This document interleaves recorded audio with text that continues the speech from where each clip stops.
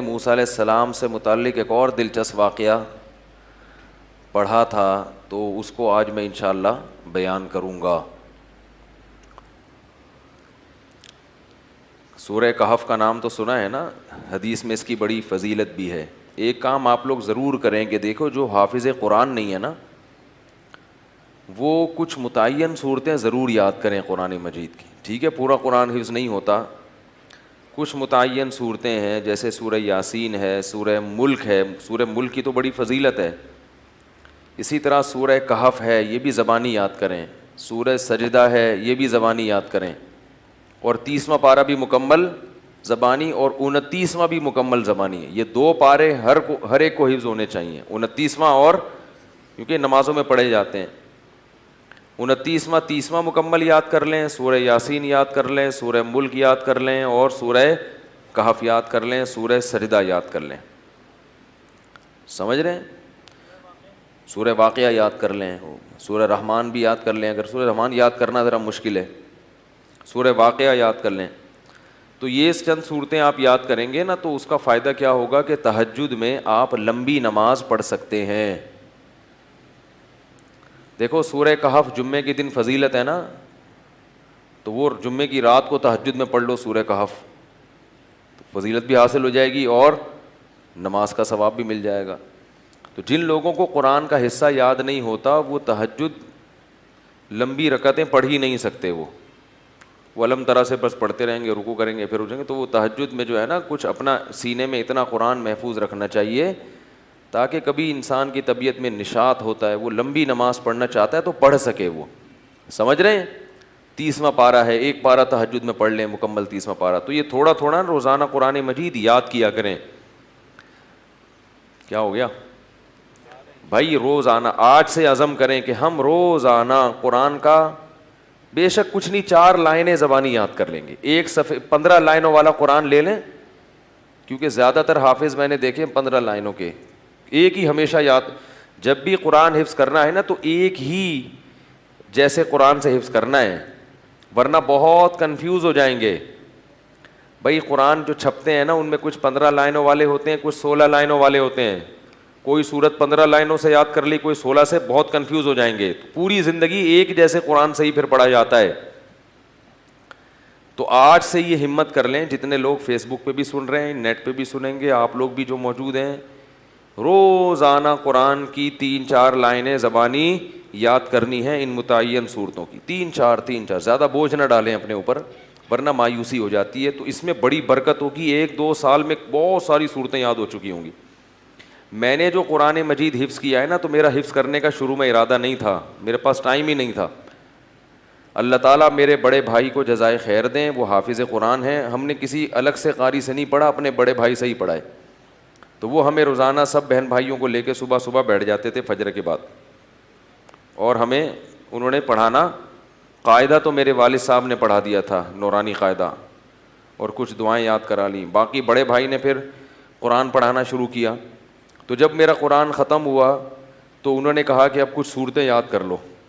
تو مجھے سورہ کہف یاد کرا دی۔ تھوڑی صبح بیٹھتے تھے 15 منٹ 20 منٹ، آدھا گھنٹہ روزانہ، باقی پھر اسکول جانا ہے، باقی کام ہوتا، بس روزانہ اتنی دیر بٹھاتے تھے۔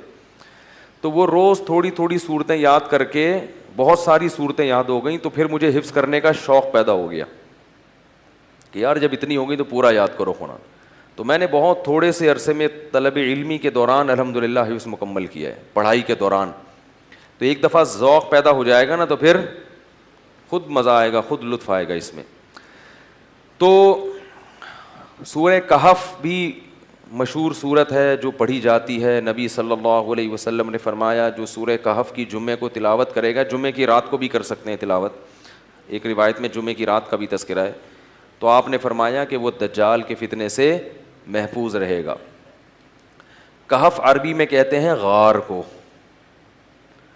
اس میں 2 بلکہ 3 واقعات ہیں، 2 تو بڑے ہی دلچسپ ہیں۔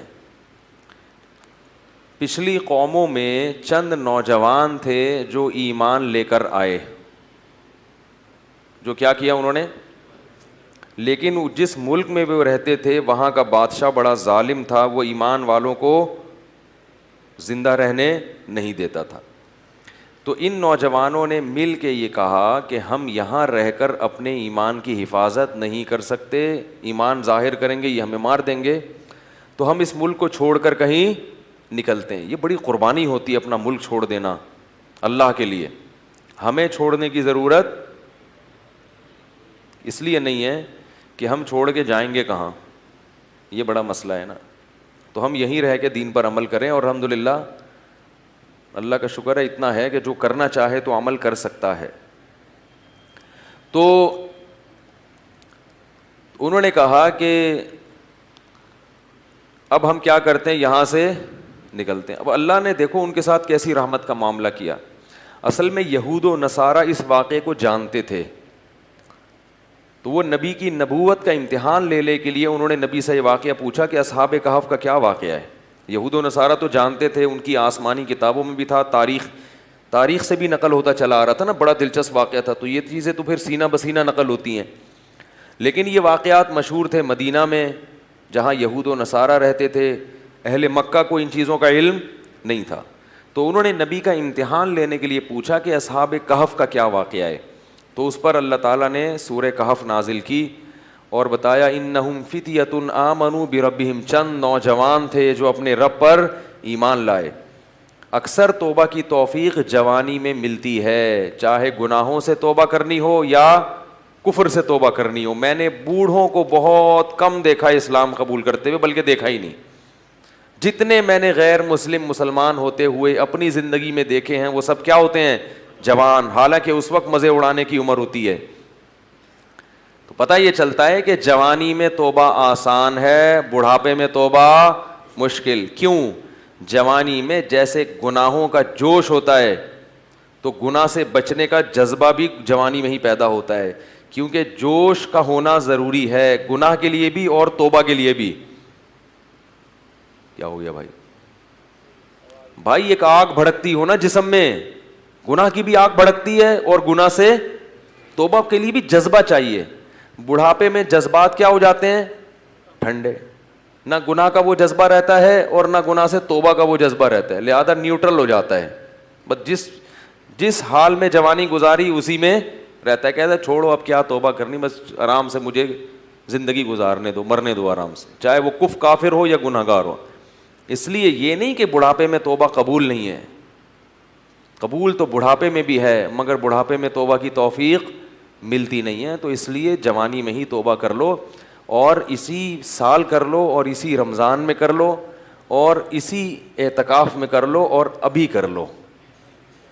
شیطان کہے گا کل عید کے بعد کروں گا, پہلے 2-4 فلمیں دیکھوں گا عید کے بعد جو نئی ریلیز ہوں گی ہیں, اور پھر جو ساری مستیاں اپنی پوری کروں گا, نکالوں گا, مزے اڑاؤں گا, پھر کیا کروں گا, تسلی سے آخر میں توبہ کر لوں گا. جس نے یہ سوچ کے توبہ کو ڈیلے کیا, مؤخر کیا, اس سے بڑا بے وقوف دنیا میں کوئی نہیں ہے. ایسا نہیں ہوتا, کرنی ہے تو کرو ابھی. اللہ تعالیٰ توبہ کی توفیق دے. آج رات اٹھ کے نا اللہ سے خوب گڑ گڑا کے مانگے, اللہ جتنے گناہ تھے ہم نے چھوڑ دیے, بس ہمت کرو, ہمت کے بغیر دنیا میں کچھ بھی نہیں ہوتا. تو ان نوجوانوں نے کیا کہا, بھائی ہمت کرتے ہیں. فتیہ, قرآن کیا کہہ رہے ہیں, نوجوان تھے, فتن کی جمع فتیہ آتی ہے. تو انہوں نے کہا کہ بھائی وَإِذِ اعْتَزَلْتُمُوهُمْ وَمَا يَعْبُدُونَ إِلَّا اللَّهَ فَأْوُوا إِلَى الْكَهْفِ, چلو یہاں سے بھاگ کے کسی غار میں پناہ لیتے ہیں, وہاں جا کے سوچیں گے کہ کل کرنا کیا ہے, اگلا پلان کیا. ابھی تو یہاں سے نکلو, یہاں رہ کے کچھ نہیں ہو سکتا. انہیں کیا پتا تھا کہ ان کی اس قربانی پر اللہ ان کو کیسا نوازنے والا ہے. اللہ بڑا شکور ہے. اللہ کا ایک نام ہے شکور. شکور پتہ ہے کسے کہتے ہیں, قدردان. آپ تھوڑا کریں اور وہ نوازے بہت زیادہ, اس کو شکور کہتے ہیں. تھوڑی قربانی آپ دو گے مگر وہ نوازے گا بہت زیادہ. اللہ ایسا کرتے ہیں. تو یہ نوجوان نکل کے گئے ہیں اور انہوں نے غار میں کیا کی, پناہ لی, وہاں بیٹھ چلے گئے, نیند آ گئی, سو گئے. ساتھ ان کا کتا بھی تھا. حفاظت کے لیے کتا رکھنا بولو بھائی جائز, بلا وجہ کتا رکھنا حرام ہے. نبی نے فرمایا جس نے بلا وجہ کتا رکھا روزانہ 1 قرات اس کی نیکیاں کم ہوتی رہیں گی. ایک قرات پہاڑ کے برابر ہوتا ہے. روزانہ اس کی نیکیاں ضائع ہوتی رہیں گی. اسلام میں کتا پالنا بلا وجہ جائز نہیں ہے. ضرورت کے لیے شکار کے لیے پال سکتے ہیں. شکاری کتے ہوتے ہیں نا کہ شکار وکار کرنا ہے, یا گھر میں طوطے پالے ہوئے ہیں تو ان کی شکار کے لیے کتا رکھا ہوا ہے, تو یہ ہوتا ہے طوطوں کی حفاظت کے لیے کتے رکھنے پڑتے ہیں بعض دفعہ. تو لیکن کتے کو بتا دیں کہ صرف طوطوں کی حفاظت کے لیے. لوگ کتا پالتے ہیں ڈاکوں سے حفاظت کے لیے, اس کو بتاتے نہیں ہیں, وہ ہر ایک کو کاٹنا شروع کر دیتا ہے. تو وہ اپنا کتا بھی ساتھ لے گئے حفاظت کے لیے کہ بھائی کہیں پہرے وہرے کا کام آئے گا. تو غار میں ان کو نیند آئی اور کتا کہاں بیٹھا ہوا ہے؟ غار کے کنارے پہ. وہ حفاظت کے لیے بیٹھا ہوا تھا کہ بھائی کوئی آئے گا تو بھونک کے ان کو بتائے گا بھائی بندہ آیا ہوا ہے کوئی. تو اب جو ہے قرآن کہتا ہے کہ ہم نے ان پہ نیند کو مسلط کر دیا, سو گئے. وَلَبِثُوا فِي كَهْفِهِمْ 300 سِنِينَ وَازْدَادُوا 9 309 سال سوئے ہیں. کتنے؟ 309 سال. وَنُقَلِّبُهُمْ ذَاتَ الْيَمِينِ وَذَاتَ الشِّمَالِ. اگر انسان ایک ہی پہلو پہ لیٹا رہے نا تو زمین کھا جاتی ہے اس کو. تو اللہ فرماتے ہیں ہم ان کو کروٹیں بھی دلاتے رہے. وَتَرَى الشَّمْسَ إِذَا طَلَعَتْ تَزَاوَرُ عَنْ كَهْفِهِمْ ذَاتَ الْيَمِينِ وَذَاتَ الشِّمَالِ وَإِذَا غَرَبَتْ تَقْرِضُهُمْ. جب سورج نکلتا تھا تو وہ بھی کترا کے نکلتا تھا. روشنی جائے گی مگر تیز دھوپ نہیں جائے گی, تاکہ سورج کی جلن, سورج کی کرنیں ان کی اسکن کو خراب نہ کریں. اور اللہ فرماتے ہیں 309 سال تک کتا جس انداز میں بیٹھا رہا ہے, لَوِ اطَّلَعْتَ لَوَلَّيْتَ مِنْهُمْ رُعْبًا وَلَمُلِئْتَ مِنْهُمْ فِرَارًا. وہ کیا ہے؟ لَوِ اطَّلَعْتَ عَلَيْهِمْ لَوَلَّيْتَ مِنْهُمْ فِرَارًا وَلَمُلِئْتَ مِنْهُمْ رُعْبًا. کہ تم اس کتے کو دیکھتے تو روب کی وجہ سے وہاں سے بھاگ جاتے. اللہ نے کتے پر ایسا روب ڈال دیا کہ کوئی بھی اس کے قریب پھٹک نہیں سکتا تھا, تاکہ ایسا نہ ہو کہ 309 سال میں ظاہر ہے کتنے لوگ یہاں سے گزریں گے, غار میں جا کے ان کو نقصان نہ پہنچائے. تو کتے کی ایسی وحشت. 309 سال کے بعد اللہ نے ان کو اس دوران کیا ہوا, وہاں حکومت کا کیا ہو گیا, بادشاہ مر گیا, پوری رعایا تبدیل ہو گئی. کوئی نیک بادشاہ آ گیا اس ملک میں جو توحید پرست تھا اور نیک لوگوں کی قدر کرتا تھا. پوری رعایا تبدیل ہو گئی, حکومت تبدیل ہو گئی 309 سال میں. تو یہ 309 سال کے بعد سو کے اٹھے ہیں. اب پریشان ہے کہ یار ہم کتنا سوئے ہیں. کسی نے کہا کہ ہم 24 گھنٹے سوئے ہیں, کسی نے کہا کہ نہیں بھائی آدھا, کیونکہ یہ تو سوچ ہی نہیں سکتے تھے نا اتنے 100 سال تک ہم سوتے رہے. تو ایک نے کہا کہ اللہ ربکم اعلم بما لبثتم, اللہ کو پتا ہے بھائی کتنا سوئے ہیں, چھوڑو اس بحث میں کیا پڑھنا, 24 گھنٹے یا آدھا دن یا ایک دن, چھوڑو کیا کرنا ہے اس بحث. تو ایسا کرو فبعثوا بورقکم هذه الى المدینہ. کیا ہوا بھائی؟ فبعثوا بورقکم هذه الى المدینہ. یہ سکہ رائج الوقت لے کے جاؤ. کیا کرو؟ سکہ رائج الوقت. یہ رائج الوقت میں خود لگا رہا ہوں کیونکہ آج کسی کا نکاح پڑا ہے نا جمعے میں, اس میں لکھا تھا 1 لاکھ روپے سکہ رائج الوقت. تو یہ پرانی اصطلاحات پتہ نہیں لوگ کیوں استعمال کرتے ہیں بھائی. رائج الوقت ہی ہے اور کیا ہوگا. بیوی رائج الوقت ہے, دولہا رائج الوقت چل رہا ہے, تو سکہ بھی کون سا ہوگا؟ رائج الوقت ہی ہوگا. تو انہوں نے کہا کہ یہ سکے لے کے جاؤ, کرنسی لے کے جاؤ. فَلْيَنْظُرْ أَيُّهَا أَزْكَىٰ طَعَامًا, اور دیکھ کر آؤ کون سا پاکیزہ کھانا ہے, کیونکہ غیر مسلم ریاست ہے, حلال ملنا, اس سے پتہ چلتا ہے کہ غیر مسلم اسٹیٹ میں رہنا بڑا مشکل کام ہے. لوگ یورپ امریکہ میں جا کے جو آئے کھا لیتے, کہتے بسم اللہ پڑھ کے کھا لو, یہاں کیا حلال حرام, اتنا مشکل کام ہے. نہیں نہیں نہیں نہیں, آپ کو تحقیق کرنی پڑے گی. غیر مسلم ملک میں گوشت کھانا آپ کے لیے حلال نہیں ہے جب تک کہ یقین نہ ہو کہ یہ حلال طریقے سے ذبح کیا گیا ہے. اور محض حلال کا ٹھپا کافی, بولو یار, نہیں ہے. کہتے ہیں اس پہ حلال کا ٹھپا لگا. حلال کا ٹھپا لگانے میں کتنے ٹائم لگتا ہے. لوگوں نے مہریں بنا کے رکھی ہوئی, حلال لکھا ہوا ہے, ہر چیز پہ سور پہ بھی ٹھپا لگا رہے ہیں حلال. جو چیز آ رہی ہے اس پہ کیا لگا دیتے ہیں؟ حلال کا ٹھپا. جو بھی ان ملکوں میں رہتے ہیں ان کی ذمہ داری ہے کہ چکن کھا رہے ہیں, بکرا کھا رہے ہیں, جا کے پہلے تحقیق کریں کہ اس کمپنی میں حلال ہے بھی یا نہیں ہے. مشینی ذبیحہ ہماری تحقیق میں حلال نہیں ہے. قرآن میں صاف ہے کہ جس جانور پر اللہ کا نام نہ لیا جائے اسے کھانا جائز نہیں ہے. اور نام لینے کا مطلب انسان نے نام نہ لیا ہو. مشین کا نام لینا کافی, ہاں مراد یہ کہ انسان اس پہ نام لے. تو انسان کا اللہ بسم اللہ اللہ اکبر پڑھنا ضروری ہے. تو یہ بھی پاکستان کی ایک فضیلت ہے کہ یہاں الحمدللہ حلال گوشت وافر مقدار میں ملتا ہے, یقینی حلال ہوتا ہے, اپنے سامنے سے ذبح ہوتا ہے, بالکل صاف نظر آ رہا ہوتا ہے. یہ بڑی نعمت کی بات ہے. بعض ملکوں میں شروع ہو گیا ہے لیکن جہاں بھی گیا ہوں مزہ نہیں آیا, مشکوک ہے, اطمینان نہیں ہوتا. تو فَلْيَنظُرْ أَيُّهَا أَزْكَىٰ طَعَامًا, دیکھ کر پاکیزہ مال لے کر آؤ, کیونکہ غیر مسلم ہے پتہ نہیں مردار بھی کھاتے ہوں گے, تو حلال تلاش کرو. وَلْيَتَلَطَّفْ, اور ذرا احتیاط سے جانا.